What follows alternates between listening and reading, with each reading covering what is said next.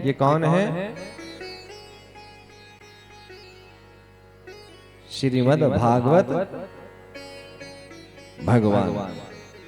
अब भगवान कह रहे हैं तो आपको मानना भी पड़ेगा कि साक्षात कृष्ण है।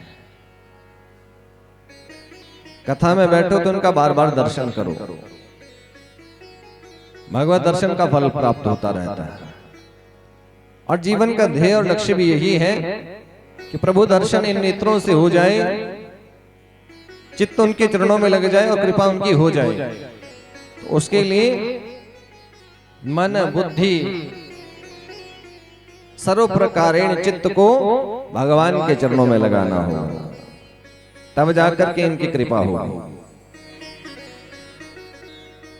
बिना प्रयास के, बिना कोशिश के कुछ नहीं मिलता है।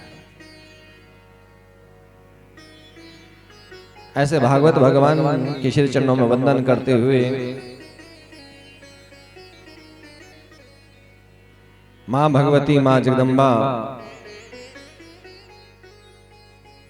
इस नगर की अधिष्ठात्री मां भगवती, मां शूलिनी के श्री चरणों में वंदन करते हुए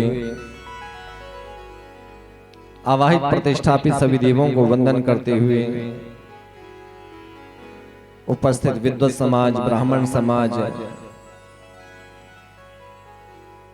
और आप सभी भगवत प्रेमी, आज की इस मंगल बेला में आप सभी का हार्दिक अभिनंदन, स्वागत सभी को व्यासपीठ की ओर से। राधे राधे, जय श्री कृष्ण। बोल सच्चिदानंद भगवान की, सच्चिदानंद भगवान की। जैसे करनी जासुकी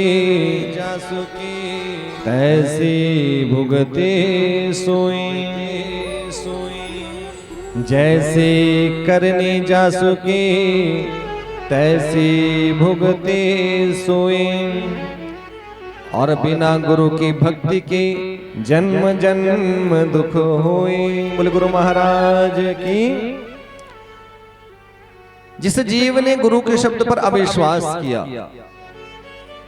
गुरु के साथ कपट किया, गुरु की निंदा करी, गुरु की निंदा को सुना, कुछ बातें हैं ध्यान देने योग्य हैं। किसी प्रकार भी श्रद्धा भाव में अभाव हो गया तो समझ लेना बात बिगड़ सकती है। जैसी करनी जासुकी तैसी भुगते सोए। गुरु की करनी गुरु जाने और चेला की चेला। कर्म तो सभी को भोगना है, चाहे वो कोई भी, लेकिन भक्ति का मार्ग नहीं त्यागना होता है। गुरु शब्द पर अविश्वास नहीं करना है। बड़ी सुंदर कथा आती है, दुर्वासा जी के शाप की कथा आती है। देवताओं को कैसा शाप लगा, क्यों लगा, गलती क्या हुई, बड़े ध्यान से समझना।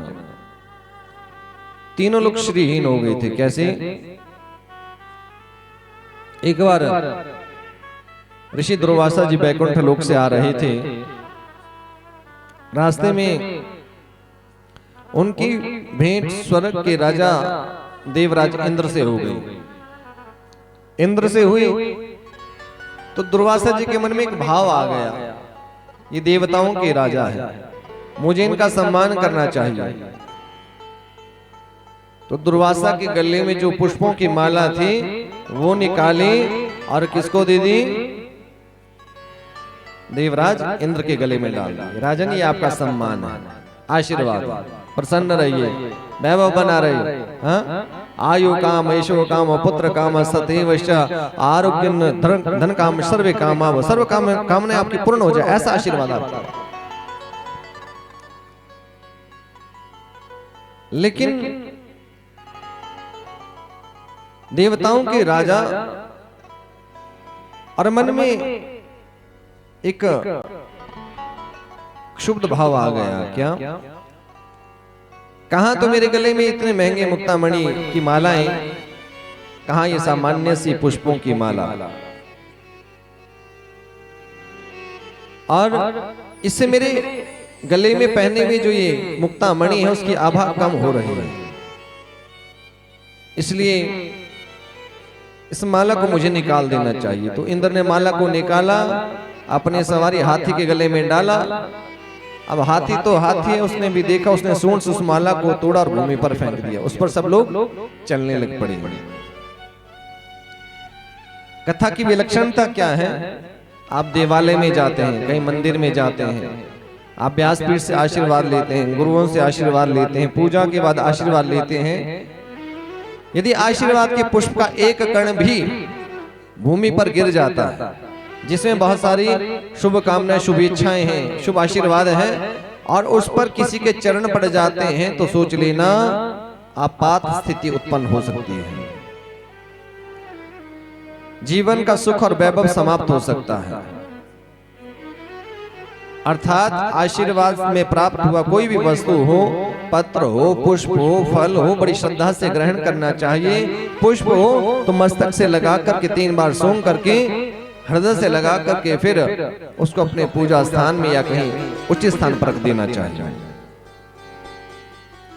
गलती से भी उस पुष्प का तिरस्कार हुआ तो सोच लेना जघन्य अपराध हो गया है। वो सच्चिदानंद भगवान की